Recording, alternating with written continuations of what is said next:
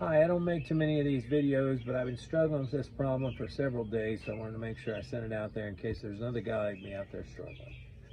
This is a Massey Ferguson 1130.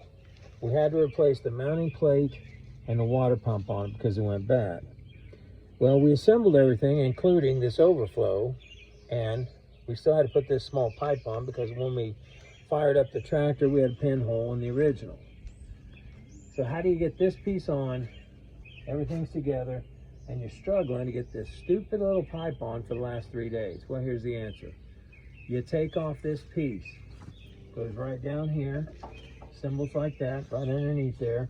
This pipe runs between the water pump and this return. And then what you do is, you simply put it on there, just like that, the way it goes, and then you assemble it onto the water pump and bolt it in place, then put your clips on.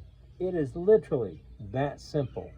I had an epiphany. My livestock kept making fun of me. It's been embarrassing. And now the piece fell off and hit the ground, so I have to pick it up. I also do have to make me a new gasket. God bless.